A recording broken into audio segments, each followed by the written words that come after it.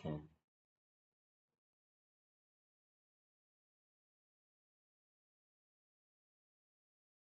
So I suppose that you can see my screen, right?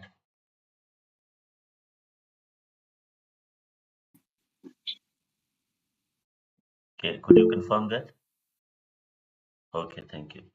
So write down P in the chat window in the start of this lecture, and let me take you to at least two questions that I posted on GCR. Nobody tried to answer that, but I'll just begin my lecture with those questions. So in the previous two lectures, we tried something like this. We had the signum function, and because signum function we know is, sorry, it looks like this. It has a value of 0 at 0, and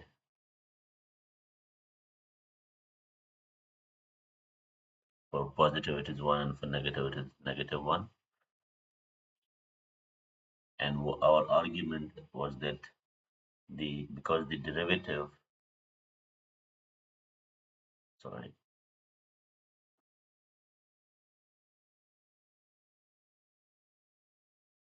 because the derivative of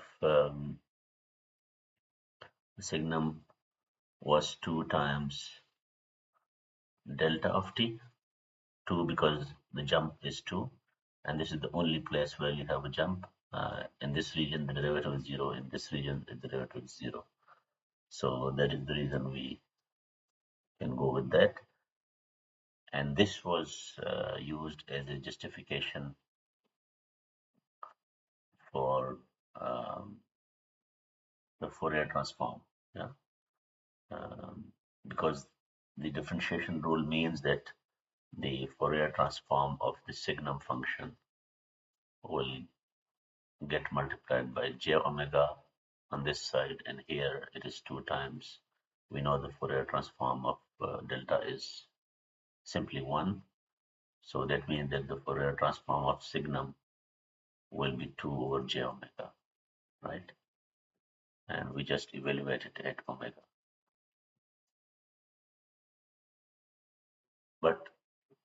But this same argument, my question was not this one. This is what we did in the class. My question was this, that if I start with a similar argument, and this time I have this thing. So let's say I start with u of t, and I can have the exact same argument that because u of t and the derivative of it is, you have, this is the only place where it jumps, and the jump size is 1, so it's just 1 delta of t. And I can say, okay, if u of omega is the Fourier transform of the unit step, the derivative will lead to multiplication by j omega. On the other side, I have 1, and then u of omega should be 1 over j omega. So why don't we get this result? And what is wrong with this reasoning, right? So any idea before I take this up? Hmm? Okay. So let's start with the thing which we did just in the last lecture.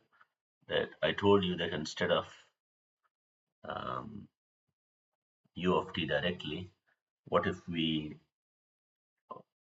use a function which looks like this, which is not u of t but u of t times some exponential. And if a is positive, if it is real, it's positive, then you can say that okay, it will decay, so you can expect the Fourier transform to classically converge. and we even did that, yeah?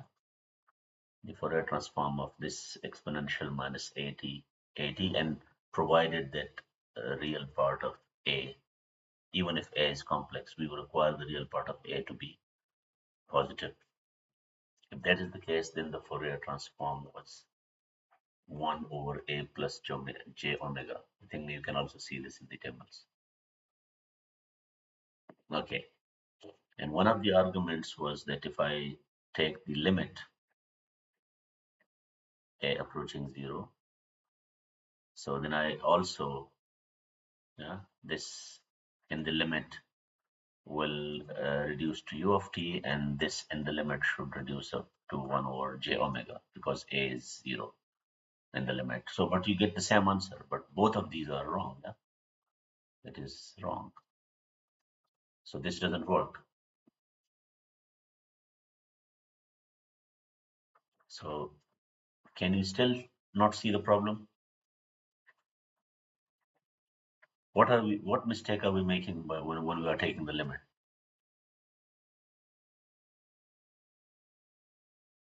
Hmm? Let's take this limit more carefully. Okay, so I'm now taking the limit 1 over A plus j omega, and A approaches 0. So, our main argument is that here the function is 0. We don't need any solution here. The reason we needed this exponential was to get convergence. So it means that A must be positive. So you cannot have this limit. What does this limit mean? That A can approach 0 from positive values as well as from negative values, right? It's a two-sided limit. So the first thing we need to fix is that this must be a one-sided limit. You can only approach A from positive values, and in the limit we know that we are not supposed to touch 0. So to make things manageable, let's do that typical trick where we um, multiply by the complex conjugate of the denominators so that the denominator is real. And what do we get here? A squared plus omega squared, and that is A minus j omega. And this is the limit A approaching 0 plus. Now let's break this into two parts, okay? So we have the first part, which is A squared plus omega squared A, and limit A approaching 0 plus, and then negative j, and then it is omega over omega A squared limit A approaches 0 plus. Let's investigate this part first. Can someone suggest what should I get from this when I apply the limit? Hmm? Infinite. No, the limit is only applied to A. We're not touching the omega, right? So when A is 0, you have omega divided by omega squared. 1 by omega. Yeah. So it should be minus j 1 by omega, right? The only problem here is that we need to remember that omega cannot be 0, right? So we just take that as an extra note. But apart from that, there is no problem. There is no issue from the side of A. Okay, let's get to this side now. What happens here when you take the limit? 0. Huh? 0? Yes. Okay, 0. And what is the justification for that? 0 upon omega square 0 होता है. So C is 0 here, but you require omega to be Non-zero. non-zero. Yeah, so you have the same problem. So it means that expression we got earlier, 1 over j omega, that was correct only when omega was non-zero. So the only problem we have is when omega is zero. Now I want you to think about this. What happens when omega is zero and then you take the limit? What happens then?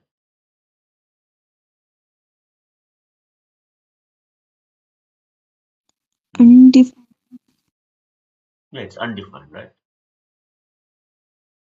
Because you have 0 by 0. So is it undefined? I told you there are two types of undefined, yeah? So when you have undefined, undefined can come in two forms.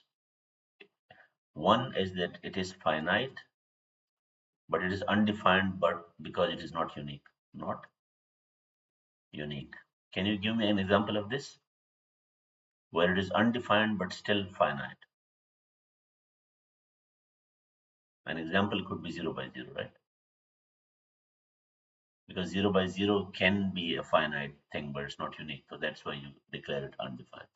And another kind of undefined will be, which is infinite, right? So an example of that will be 1 over 0. So which kind of undefined is this one? Hmm? Finite, not unique. Why do you say that? Remember, you are taking the limits, yeah? So when omega is 0, right? This becomes 0. That's not a limit. That's literally 0. And now you take limit a approaches 0, a divided by a squared. So before you take the limit, a and a will cancel out. So you're left with, and now it's infinite basically, right? Because of the square. So it's not just undefined, it's the infinite undefined. So if you now, because we want to view everything here as a function of omega, right? Because this is a Fourier transform. So now we have two situations. This expression, I'm now taking two cases. This expression actually approaches when omega is non-zero and when omega is zero. When omega is non-zero, it approaches zero. We saw that. When omega is zero, it approaches infinity. Can you now, and this side is the same here, right? When omega is zero, sorry, when omega is non-zero, it approaches this side. Can you tell me? This is 1 over j omega, right? 1 over j omega. And when omega is 0, it is also infinite. So as far as this infinite is concerned, both parts are infinite.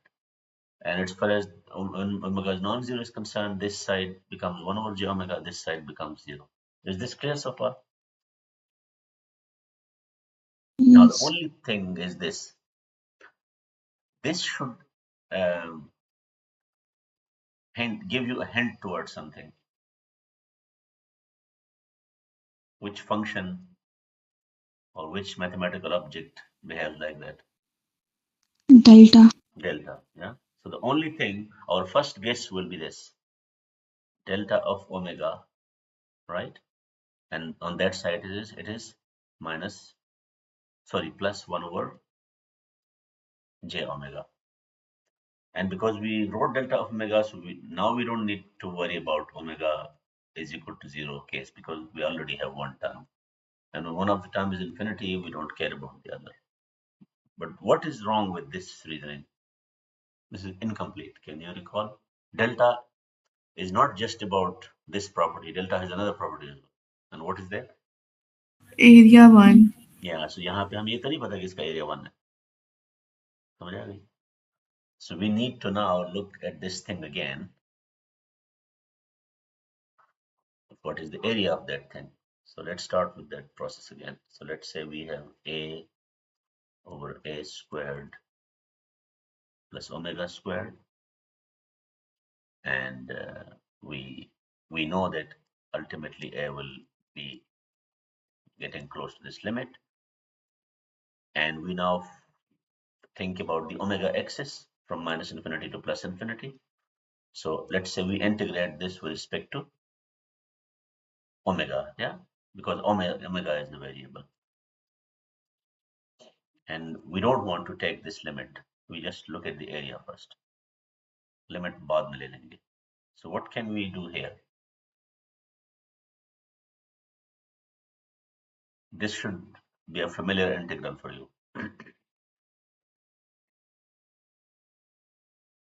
Hmm?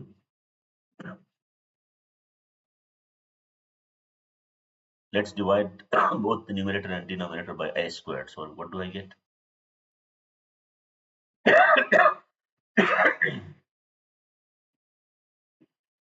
It's 1 over 1 plus omega over a squared, and this will be 1 over a d omega. And I can bring this 1 over a here, so it becomes, I can replace omega with omega divided by a, right? And because a is positive, so these limits won't change. It will still be from minus infinity to plus infinity, even if you divide by a. So does this now signal?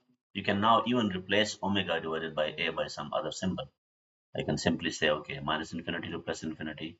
Let's call this theta. It will be d theta divided by 1 plus theta squared. Can you now say something about this? Hmm? Tan Arctan, right? Tangent inverse theta, right? And that is from minus infinity to plus infinity. So it's actually pi by 2 minus pi by 2. And what do you get? Pi. So we don't even need to use the value of a. This turns out to be pi, right? So now how do we fix that thing now? What should go here? Hmm?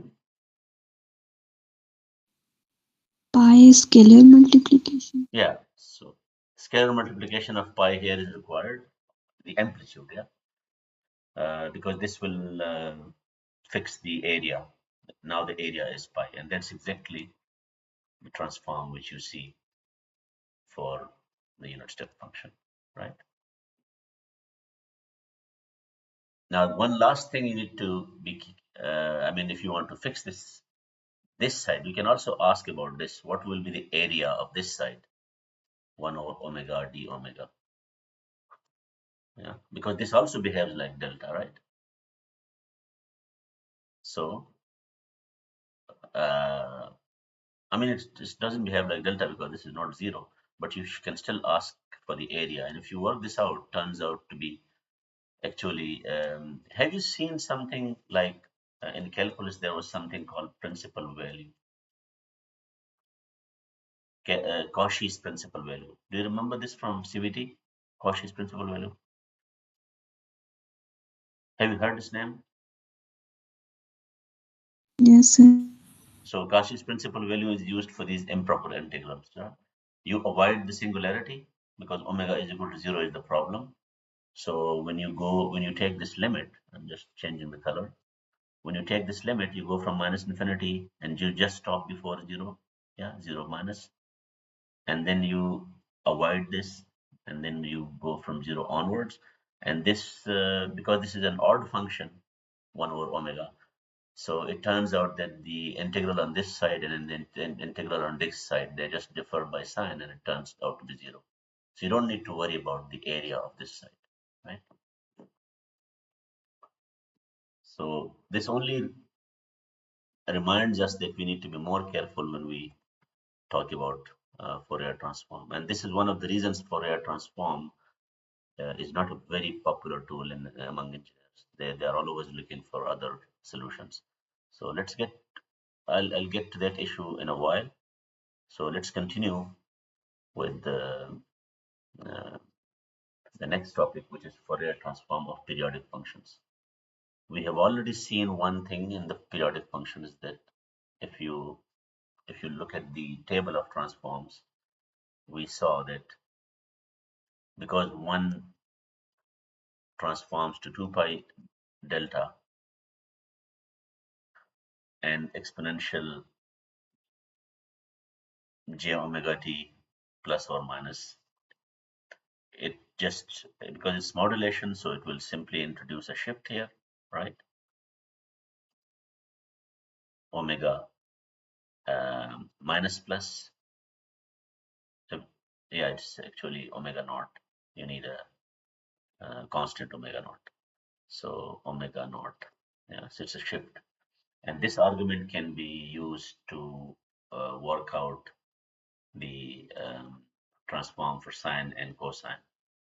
You just use Euler identity. So what we saw is that whenever we are dealing with periodic functions of the simple kind, we see these deltas. Yeah.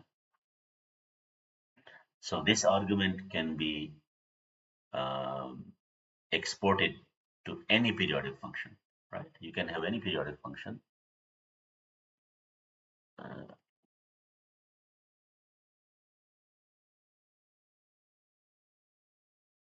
So you can have any periodic function x, and if x is any periodic function, and if you just define a new function, let's call it x with a subscript t, and that function is aperiodic because you define it only over one period.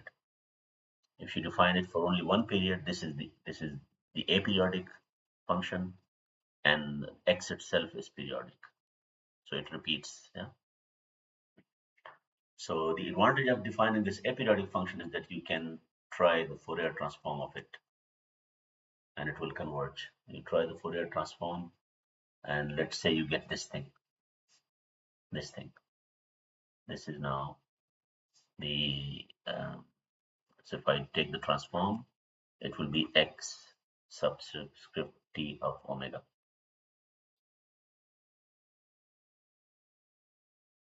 But there is something else, which I will now try on the next page.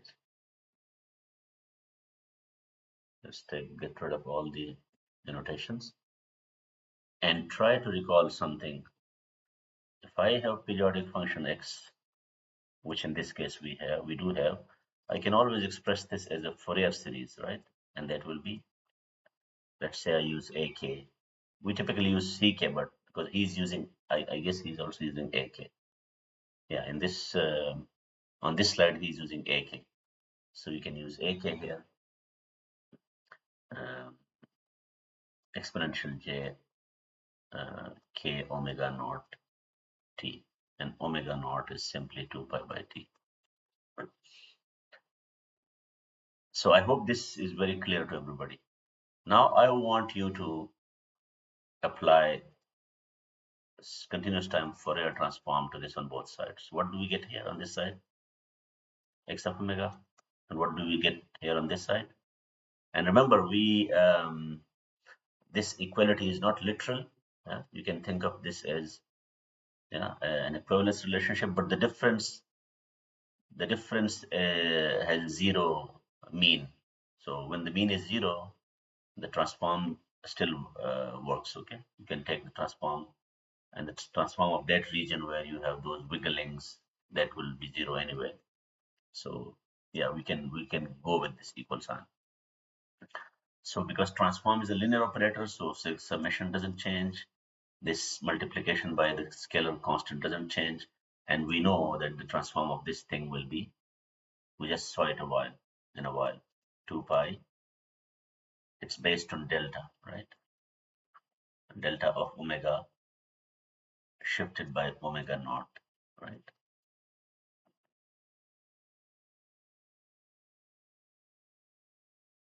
But try to recall the expression for AK. Remember, we were using CK before, so I can even write it for your convenience. That is actually now we are calling it AK. If you recall the formula, how did it look like? It was over just one period, right? And you can say, okay, minus t by 2 plus t by 2. And what goes here? Minus j k omega naught t dt. And here we would have, what should we use here?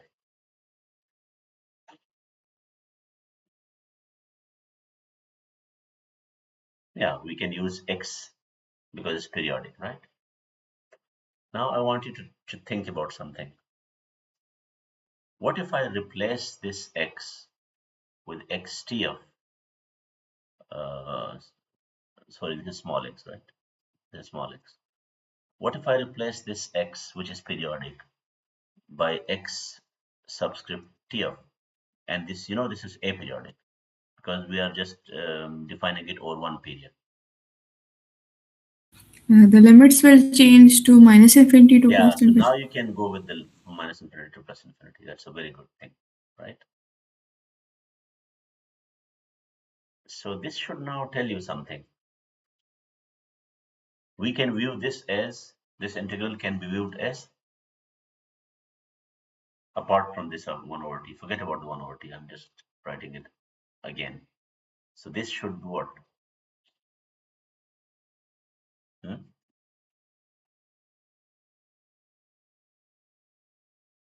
This is just the Fourier transform of what? Of this thing, right? And we already denoted by xt. The only thing is that we cannot write omega here. What should we write here? Look at the integral. Hmm? Usually you write omega. So, but instead of omega, what do we have here? K omega naught, right? So now we have a very interesting relationship. When you have a periodic function, the coefficients, the Fourier coefficients, I can even write ck if you want.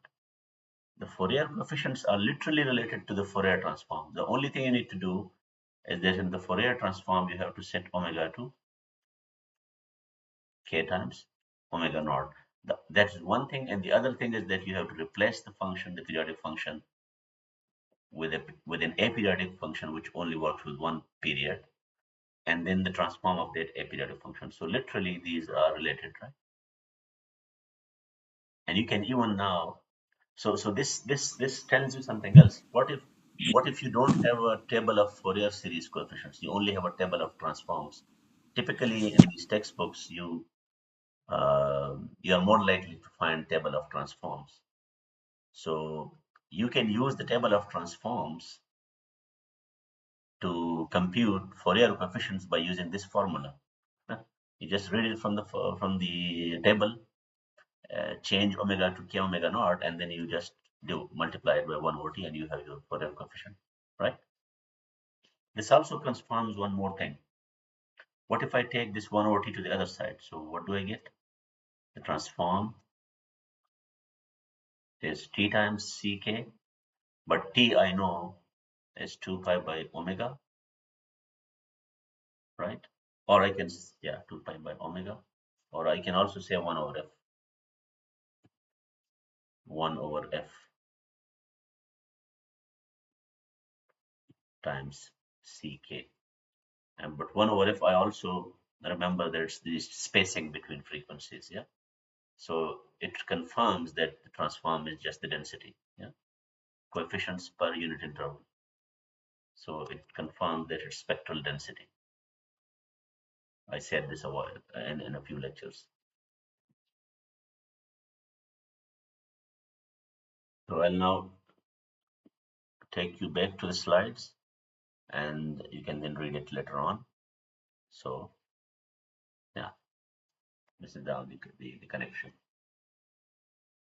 and you can even express this, because of that 2 pi thing, because there was 2 pi, and you will now have 1 over t. So 2 pi over t is simply omega naught. That's why you see omega naught here. The rest of it is the same. Actually, I showed it to you in this way, but if you combine this thing, then you can rewrite it in that form. This is just algebra. Okay. And now you can imagine how do you have how to plot spectra of functions. We did it already for Fourier series, so you can have similar plots for the Fourier transform. I already told you that uh, it's better to express the Fourier transform in the form of polar form. So you see the magnitude and the argument separately, and then you can actually define those terms: frequency spectrum, magnitude spectrum, and phase spectrum. This is very similar to what we had in the Fourier series. And these are some extra properties which we already did. So yeah, so now you know how to plot Fourier transforms.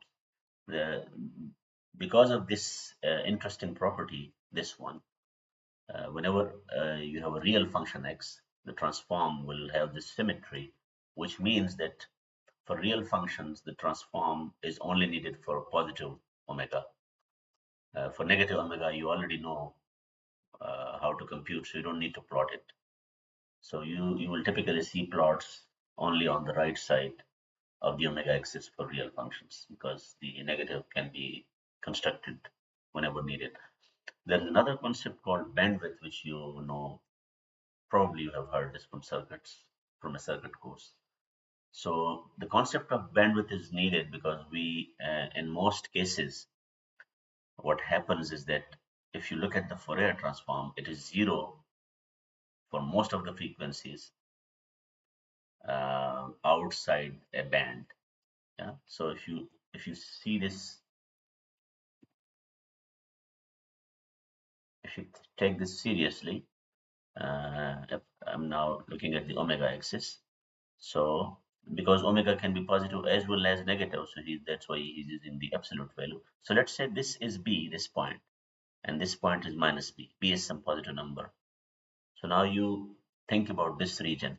In this region and in this region, the absolute value is larger than B. So it turns out that most of the Fourier transforms are of this kind, that x of omega is 0. So if I'm now plotting magnitude, it will be 0. Let's say I'm plotting the magnitude of the transform, and it will be non-zero somewhere here. It can have any shape. So when this is the case, this constant B is called the bandwidth. And you can imagine why it's called bandwidth, because it's the band of frequencies over which the transform is non-zero. Can you recall from the course of probability that there is another name we can give to this region?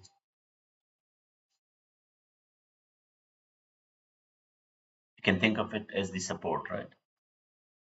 The support of the Fourier transform. But support is the used for a set of values. B is not the set of values. B is this constant. Yeah? So this constant which determines the band of frequencies. So here are these examples. Yeah, this is a transform which has some shape. Yeah, from minus B to B, and it is 0 outside of that. Similarly, it has another one. It has B over 2, B over 2. So what is the bandwidth here? It is B. What is the bandwidth here? Can you tell me?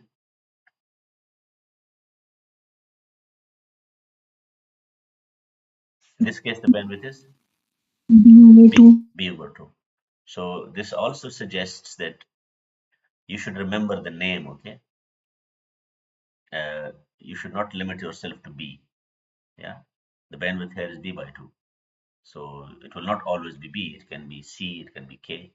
So what is important is that whenever a function is, the transform is 0 outside, yeah, a region, uh, these two values will determine the bandwidth. And I told you already that if you take uh, if you define the energy of the signal x at a single frequency by this quantity, right? Um, and we can do that because we saw this from the Fourier series, that through the Parseval's theorem, the coefficients, they carry uh, energy. In time domain, that was power, but in frequency domain, that was energy. So we can use similar tricks here. Yeah, and if you integrate this over all the frequencies, this 1 over 2 pi will make sure that you get the energy of the signal x. Yeah? So the energy of the signal x at all frequencies is simply, it can be recovered from the integral of the point-wise energy. So I can now replace this. This is simply Parseval's theorem. You will see this in the table of properties. So I can now repeat um, that entry, uh, which is the energy in the signal x. So first write down the definition from the time domain, which is minus infinity to plus infinity x of t absolute value squared, no, the modulus squared, because it can be complex, and then dt. So this will be the energy in time domain, but that same energy in frequency domain, thanks to Parseval's theorem, will be 1 over 2 pi and minus infinity to plus infinity. And now we replace this with the Fourier transform. And this time the integral is d omega.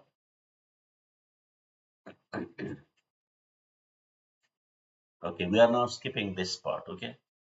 We'll get back to this later. The only thing I think, I mean, most of this I don't want to discuss now.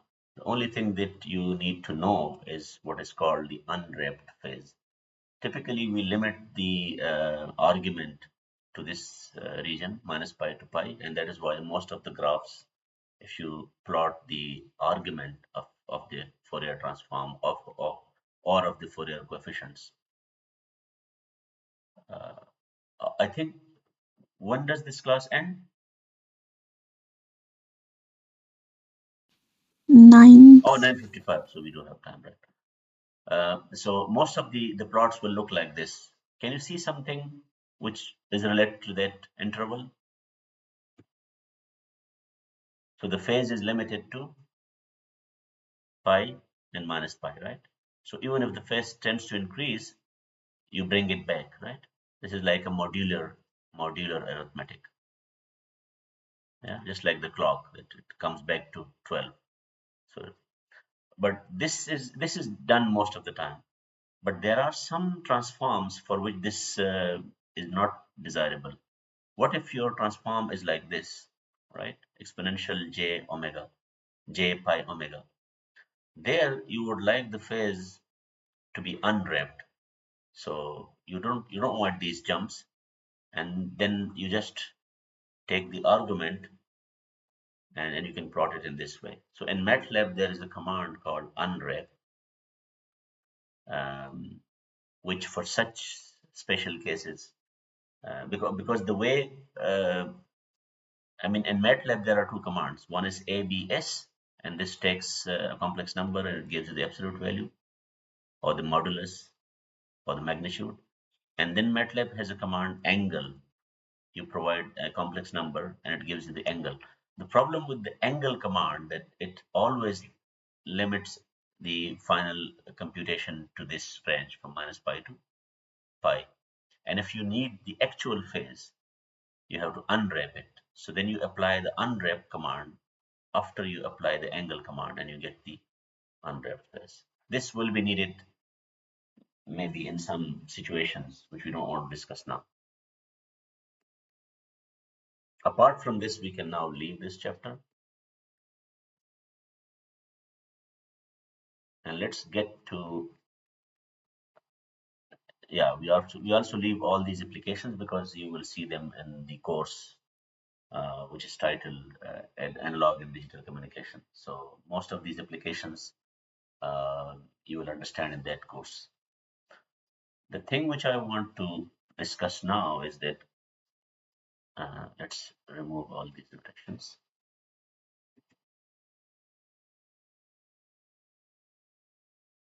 Okay, that if we recap the continuous time Fourier transform, we saw that there are three possibilities, right? One possibility is that the classical or traditional Fourier transform converges. Converges. So what happens is that you take this integral from minus infinity to plus infinity, you take your signal, and then you multiply it by this complex exponential, then you integrate, and the function is such that this integral converges in the sense of calculus. Because in calculus, what you mean by converging is that Riemann sum, if you remember that. Yeah? I don't know if it is IE or IEMANN. So if it converges in the sense of Riemann integral, then we say that the Fourier transform converges and we call it the classical Fourier transform, right? The second situation, and we also say that, okay, because this converges and because of the Parseval's theorem, we can connect the energies. So in other words, the condition for the existence of this Fourier transform in the classical sense is that the signal must be an energy signal. It must be an. So if I now repeat the conditions, let's write the conditions. Conditions for Fourier series and conditions for Fourier transform. The condition for Fourier series, if you remember, was that it must be a power signal, which means that the signal must have finite power. It can be periodic, right? Because the Fourier series is for periodic, but the power must be finite. If the power is not finite, then you cannot have a classical Fourier series. And the reason is simple. Because in Fourier series, the coefficients are computed like this: 1 over t, right? You take integral over one period, and then you take x of t minus kj omega naught t dt. So you see and this is the average, this is related to the average power by the Parseval's theorem. So if the signal is not a power signal, which means that the power is not finite, then the Fourier coefficients will not converge in the classical sense, right? Similarly, in Fourier transform, you are dealing with this integral, and this integral in the Parseval's theorem is connected to energy. So here we say that the signal must be an energy signal, right? So if the signal energy is not finite, then you don't have a classical Fourier transform, right? The second possibility was when the signal is not an energy signal. Yeah, and the examples are the constant signal, the step signal, the signum function, right? All these examples, or even the sine, cosine, right? The periodic functions. The periodic functions, they do have finite power, but they don't have finite energy. So for these situations, the classical Fourier transform doesn't exist, and we then had the concept of generalized Fourier transform. Fourier transform. There are some weird functions for which even the generalized doesn't exist, but we have not discussed it so far. That is mostly of interest to mathematicians who want to push math to boundaries. So I'm just giving you a category that also exists if you are too much into math. But this workaround of the problem with this is that you when you write the Fourier transform, you see that omega delta of omega thing. So you you have some x of omega, and that has a term delta of omega. Sometimes you have pi, sometimes you have 2 pi or something. Now we don't want to see this delta of omega thing, right? So we need a transform which is which converges just like classical Fourier transform, and which can also work for these signals, right? And we don't want it in the form of a generalized transform. We don't want to see these deltas. We want to see integrals that converge just like classical Fourier transform, but they don't have those limitations. So that is what will be achieved by the Laplace transform. So you have already seen Laplace transform in this course in the beginning when we were in, remember when we were discussing the eigenfunctions, this Laplace transform just popped out, but that was not a good time to discuss this. And you have used Laplace transforms and differential equations to solve, but you use it only as a tool. So we have seen Laplace transforms in two contexts. One as a tool to solve differential equations, and one is that it just popped up. If you remember, it popped up as the impulse response of the the Fourier transform of the impulse response. So if we have an LTI system, I'm just now reminding you how Laplace transform popped up in our discussion of LTI systems. If you have an LTI system and if you apply delta as the input, right? And if you call this h of t, right?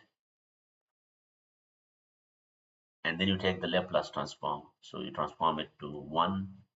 This will be, and this will transform to, let's call it h of something. I think it was, you can even uh, you can use Laplace transform h of s. And this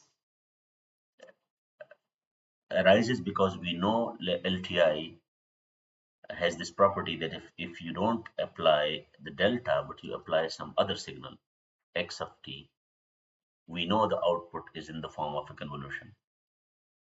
Yeah.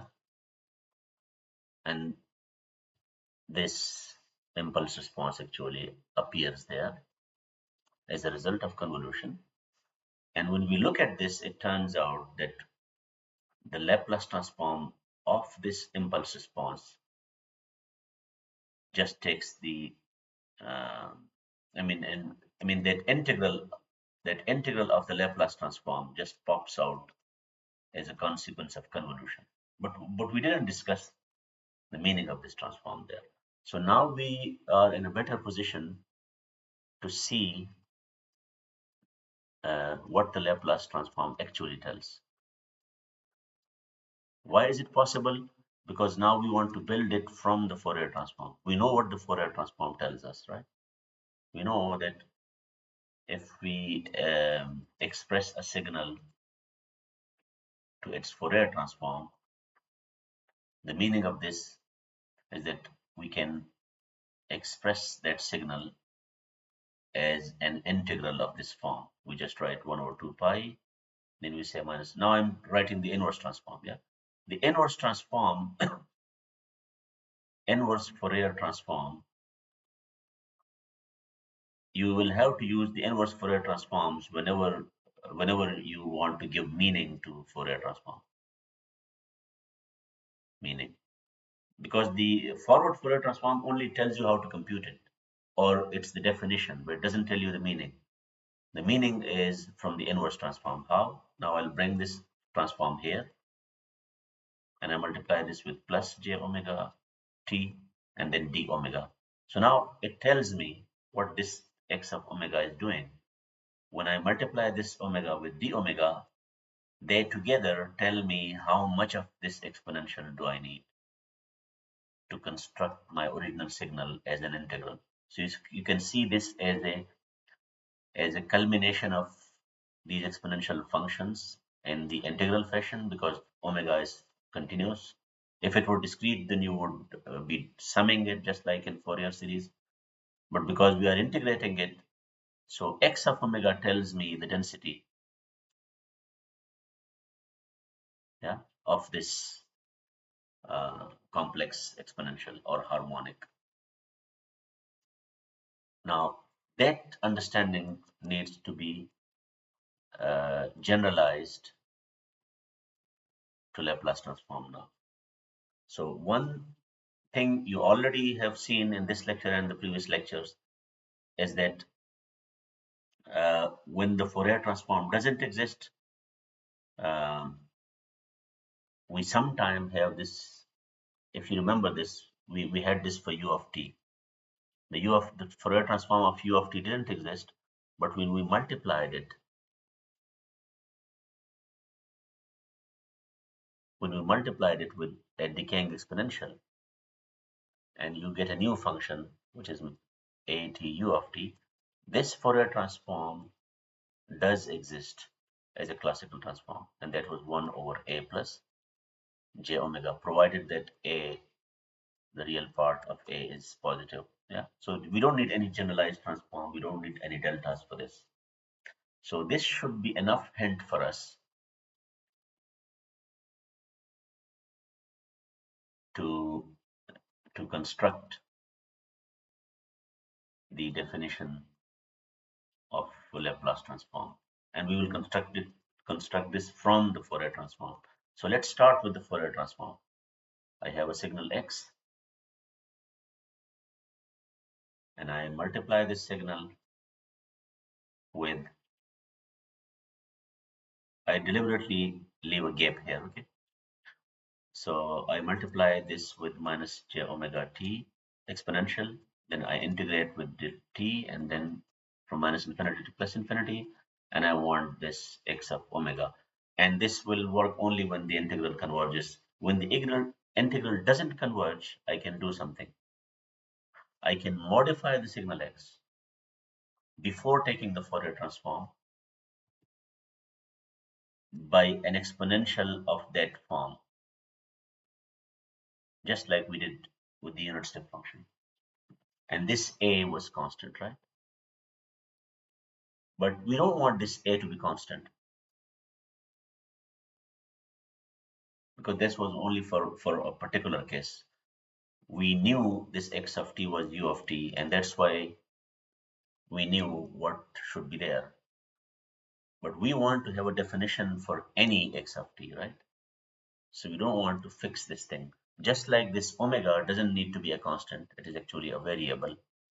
So we want a real exponential where the coefficient of t here itself is a variable, just like omega, right?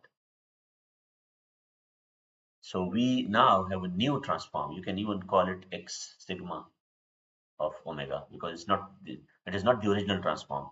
It is the transform of a modified signal, right? You can think of it as the transform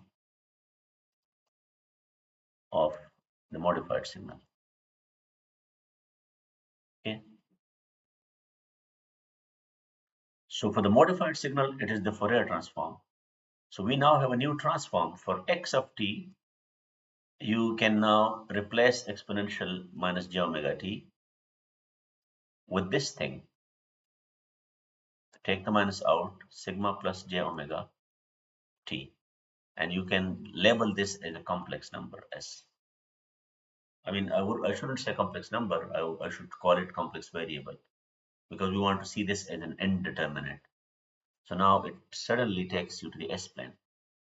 So you go from the omega plane to the s plane, and you will use s to represent any point in this plane. And if you want a particular point, then you will use real numbers and imaginary numbers. But if you want to have a variable that covers the entire plane, just like a coordinate, then you will say, okay, I'll use s equals sigma plus j omega, in a way that sigma and omega, they are both indeterminate, and s is now also an indeterminate, a complex indeterminate. So that should now convince you why the Laplace transform of a signal is of this form. We take minus infinity to plus infinity. We start with the signal, and this time it is minus st instead of omega t. So you replace j omega by s dt, and now this will actually be a function of s. Yeah? And that's, yeah, you can call it x of s if you want. But this leads, this is actually not everything that you need to know about Laplace transform.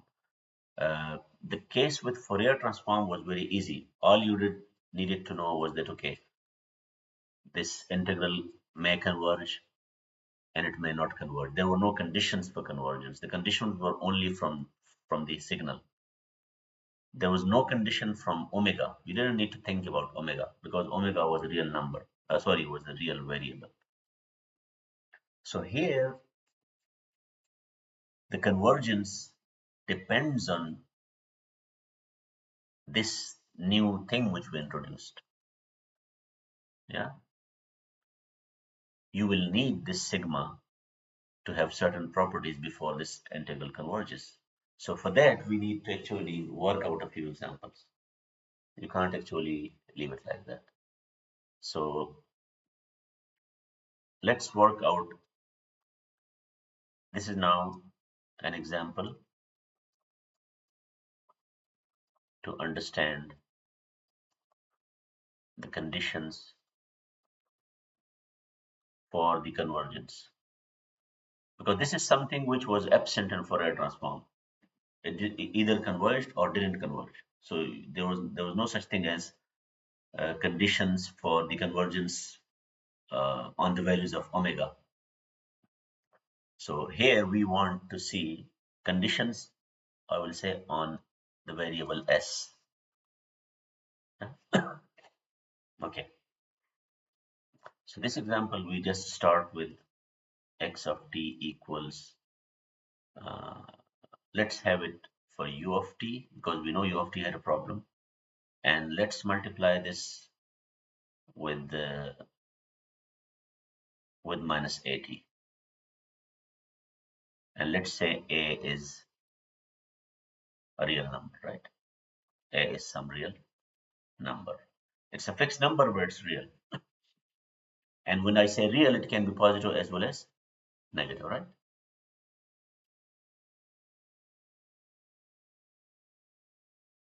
So let's work out the Laplace transform. And you need to pay attention to this because this is the, I mean, we won't be doing it every time, but because I want this derivation to explain the conditions of convergence. So certain steps must be carefully examined. So the first thing we need to do is to take the, I will simply say, okay, take the Laplace transform.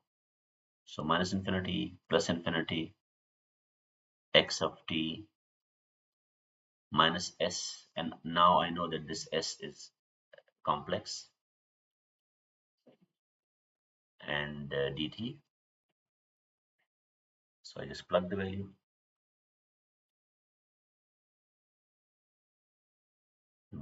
Exponential minus at u of t exponential minus st dt. How can I use u of t to simplify this integral?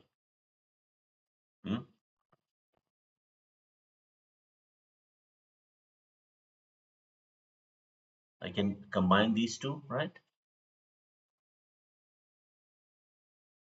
into a single coefficient a plus s times t dt, and u of t is 1 for t positive and it is 0 for t negative. So these limits are essentially from 0 to infinity, right? And now I want you to work this out. What should I do?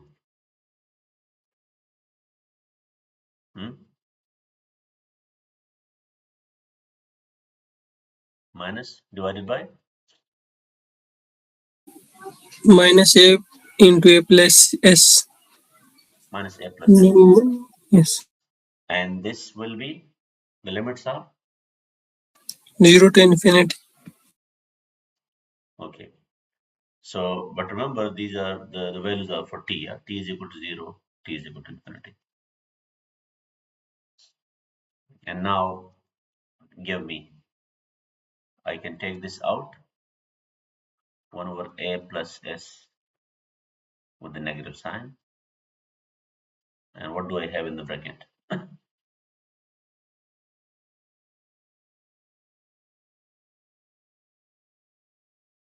And let's use this abuse of notation. I'm just writing infinity here, okay?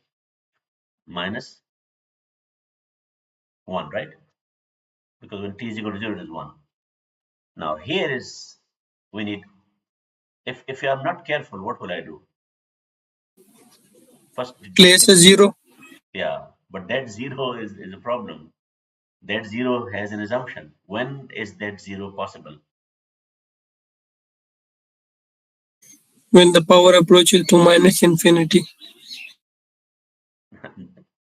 No, but that minus infinity is already there. I need you to think about this thing in the bracket. This thing in the bracket. So let's do something, okay? Let's take, we know the imaginary part of S, right? Let's, you know, A is real, right? So A is real and S is complex. So we want to write this, I want to write this in a different form. So I know this is minus 1, so this is not a problem. And this is exponential minus A plus sigma t, and then exponential minus j omega t. And now I replace t with infinity, right?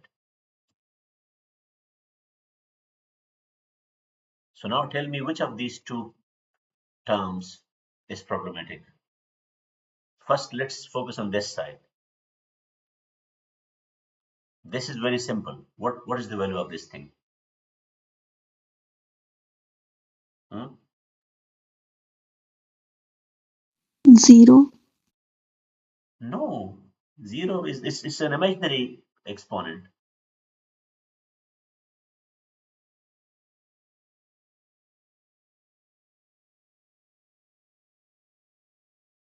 This is just a complex number which will rotate. What is the magnitude of this? If I ask you, what is the magnitude of this? If I take the magnitude, अच्छा इसका it will be 1, right? Yeah, see it in the polar form, right? So this infinity cannot cause any problem. It will just be a complex vector which rotates. Yeah, so it can rotate as many times as you want. The magnitude will always be 1. So the problem of convergence is only for the real part, right? So we just leave it like that. We only know that the magnitude is 1. You can even say, okay, it has a magnitude of 1. And if you want to write it in polar form, it will be, yeah, something like this, right? With a negative angle. So let's focus on this. When you say this is 0, you have to assume something about this thing in the bracket. And now we know that thing in the bracket is real. Why? Because A is real and sigma is real. So A plus sigma must be real. Now, can you tell me the condition on A plus sigma before you great claim that this is 0? Hmm? greater than 0. It has to be greater than 0 because it gets multiplied by the negative sign. And only then your claim that it is 0 is valid. This is something which you don't do when you are evaluating integrals, right? Because you only pay attention to the minus sign. That minus has to multiply this thing, and this thing must be positive for any conclusion you draw, right? If A plus sigma is negative, then this doesn't work. Then this is also infinity, right? So now we can say that, okay, let's summarize this. The Laplace transform of exponential minus at, and we know A is real, right?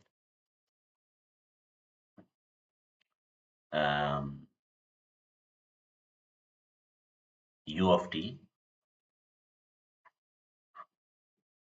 at omega sorry, at S, simply say at S is, and if you are disturbed by this bracket, you can even use these brackets to make sure that you first take the transform and then you um, substitute any variable indeterminate with S. S itself is to be indeterminate. So what do I get here? This is now 0 under these conditions, and this minus minus become plus, and you have your final answer is A plus S, right? And this transform only is allowed to exist when A plus sigma is positive. But remember, our goal was to have a condition on S, right? So can you now translate this condition to a condition on S? What should I do here? I need to replace sigma. What is sigma for S? How can I relate sigma to S? It is real part of S, right? Sigma is. And I can now take this A to the other side. So my final condition is the real part of S must be greater than, tell me.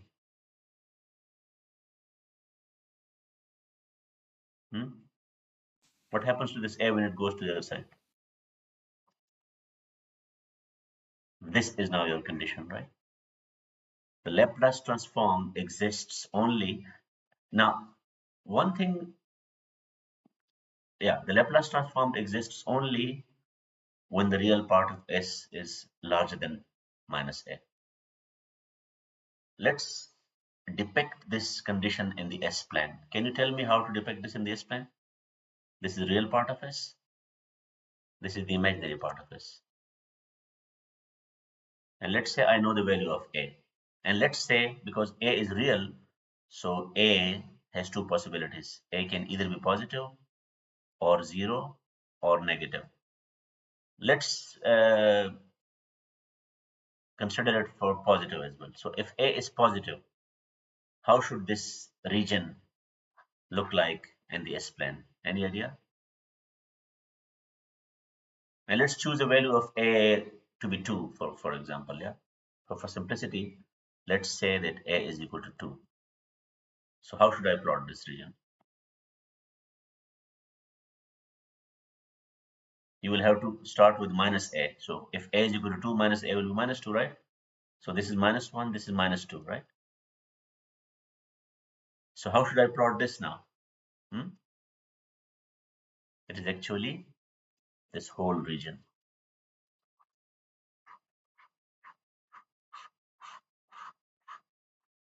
Because in this region, the real part of A is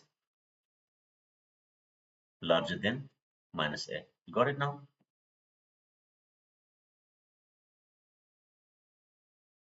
Let me know if it is not clear to you. Yes, sir. And now imagine a value of A which is negative. I want you to do that in this plot. So let's do it here. This time, it's again real of S, imaginary of S. And this time, A is negative. And for simplicity, let's assume that A is minus 2. So how should it look like?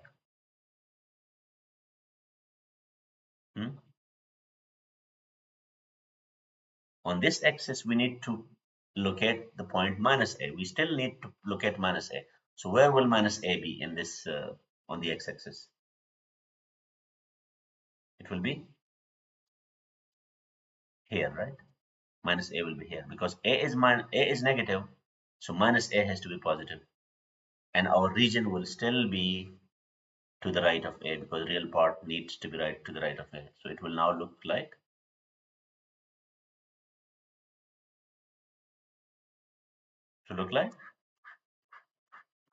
this, right? So it will always be to the right because this condition doesn't change. Yeah, this is always to the right. You only change the value of minus A. Sometimes minus A is positive, sometimes minus A is negative. And what if A is 0? Can you do that?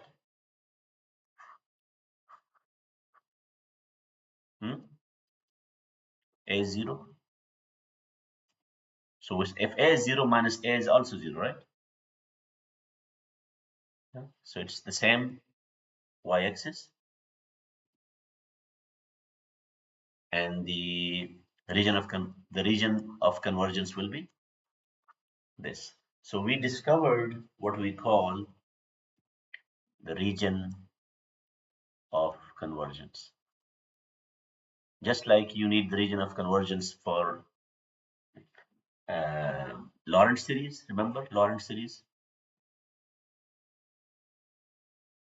So whenever you write Lorentz series, you need to say the region of convergence. You were using Z there. We are using S here. So we need to know the region of convergence for a Laplace transform. Laplace transform. So I'm just now summarizing the result of this example. If I take u of t, and if I multiply it with minus at, and if I take the Laplace transform, it will be 1 over s plus a, and I want the real part of s to be greater than minus a.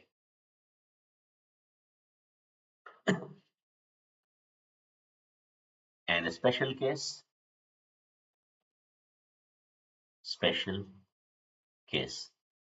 let's set a to 0. I want you to connect it to our discussion of Fourier transform. When a is 0, what do I get here? U of t, and the Laplace transform is 1 over, tell me. S. And what should I write here?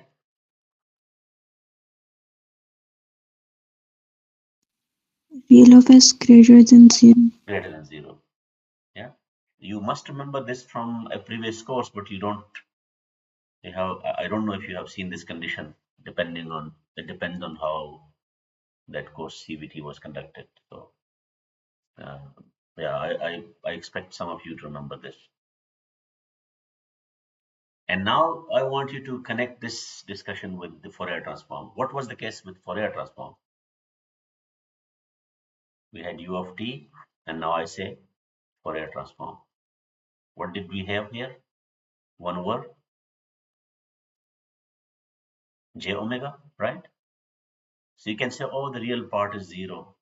But there we had this thing as well, right? And because it did not converge, so we now have a direct example where the Fourier transform does not exist as a classical transform. It only exists as a generalized transform, right? But generalized transform is not useful for engineers. We want transforms just like this. Yeah, we don't have any things like that, and that is possible with Laplace transform. The only, I mean, you don't have free lunch, okay? So if you want to get rid of this complication, then you have to remember there was no such condition in Fourier transform. But in Laplace transform, we need to be aware of ROC, region of convergence, right?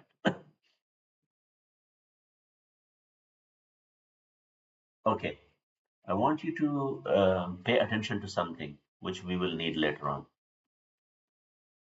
The reason this region of convergence, all these three regions, yeah, this one, and this one, they all have one thing in common, that they are to the right side of some point. Only this minus a changes, yeah? This minus a is here, this minus a is here, but the region is always to the right side. So you can think of it as a right-sided region of convergence. You got it? And the reason we got this right-sided was because our signal was also, can you say something about this signal now? This was our signal. This is also right-sided in time, right? You remember right-sided signals and left-sided signals. Because this signal is non-zero and the convergence issues are only because of the right-sided part, this is 0, right? So now I'm going to ask you whether you can guess the solution to the next example, even before I say the example. So when we had this example, I would say, okay, something like that. Or even you can have, because A can be, when A is positive, it will be like that, and when A is negative, it will be like that. So you can have any situation like that. Yeah. So when you had a right-sided signal, the transform was of this form. And now we will start with the left-sided signal, right? So let's say this time x of t is u of minus t, because we want a left-sided signal, right? And multiply this with at. And I want to make sure that we are in line with the textbook. So I just need to have a quick look whether it's plus a or minus a.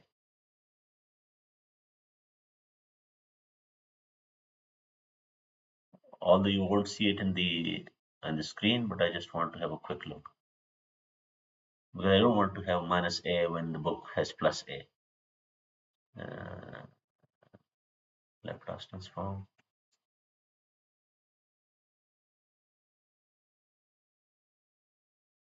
Okay, it is also minus a, right?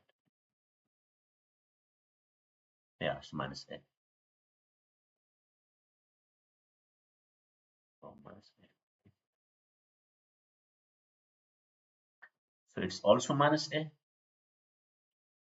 but for some reason the textbook also has a minus there. So minus 80, right?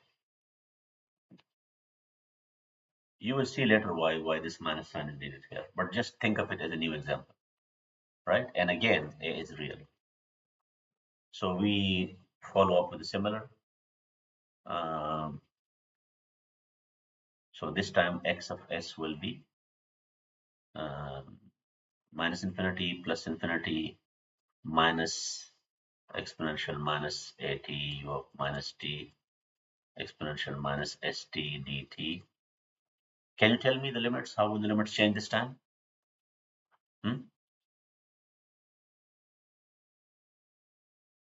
Take this minus out. A plus st, right? dt. And how should the limit change? Minus infinity to 0, right? Because this is 1 only when t is negative. When t is positive, this is 0. So the limits are from minus infinity to plus infinity. And now we look at our integration. Minus is outside.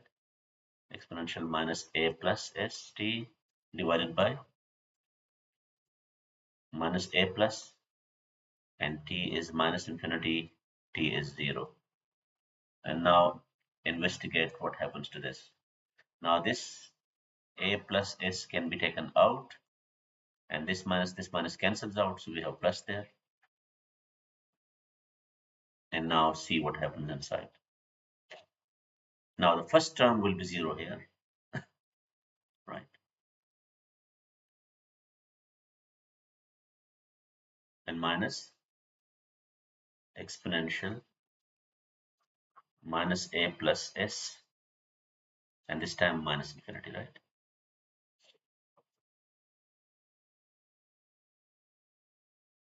So minus is plus, right? So we can now investigate this separately, a plus s times infinity. And because we know we want to separate the real part and the imaginary part, so it will be sigma plus s times infinity and sigma j omega infinity. We know this cannot tell us anything except for the fact that the magnitude is 1, right? This doesn't tell you anything about the convergence, so we investigate this part. And can you now tell me, when will this be 0? We want this to be 0, otherwise there is no way we can deal with this infinity.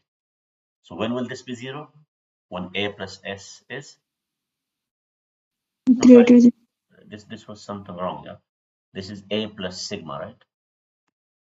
This will be a plus This will be A plus sigma. So A plus sigma must be, tell me. Greater than 0. No, A plus sigma must be negative, right? For this to be 0, right? Because this is now plus infinity. So now our condition is, how do I translate this to a condition on the real part of S? The real part of S must be less than minus A. So now you have something very strange. This is 0 now, and you still have 1 over A plus S. So now I'm giving you the solution to both of these examples. In the first example, we saw that exponential minus at u of t, and in both cases A was real, right? So A is real in both cases. The transform was Laplace transform. It was 1 over S plus A, but the condition was that real part of S must be greater than minus A. And in the second example, what we did, we had u of minus t, A exponential minus at, and there we had a minus. And the Laplace transform was exactly the same, a 1 over S plus A, but the condition was less than minus A. Now I have a question for you. Can we say that these two signals, which are different, right? These two signals in the time domain are different. Can we say that they have the same Laplace transform? Can we say that?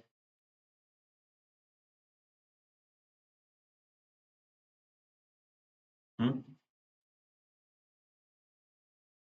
Yes, but condition is different. Yeah, so what do we mean when we say that these are functions, yeah? Laplace transforms are also functions, time domain are also functions. So when I say the two functions are equal, what do you mean by that? I told you this was clarified in discrete structures, yeah? Domain and codomain equal. So when we say the functions are the same, the domains must be the same, the codomain must be the same, the range must be the same, and the rule, everything. Here, the domain is different, right? So you cannot say based on the expression alone that they have the same. And that is the problem with Laplace transform. But one thing which you didn't notice, okay? What will you get if you were to use the Laplace transform as you studied in Larde? Yeah? You studied it in Larde, right? What will you get if you were using that transform? Hmm? What will be your answer in this second case? Do you remember the limits in that transform? Hmm? That was a one-sided Laplace transform. What you studied so far is called a one-sided Laplace transform. Regardless of the signal, you always use 0 to infinity. You remember that? And what we did in this course so far, we always start from minus infinity to plus infinity, right? So what we study in this course is called a two-sided Laplace transform. This issue of convergence is only in the two-sided transform. One-sided, we will get to one-sided in later part of this course, but one-sided never has these issues, right? If there are any questions, we have 2 minutes for that, but you need to write P again in the chat window, right?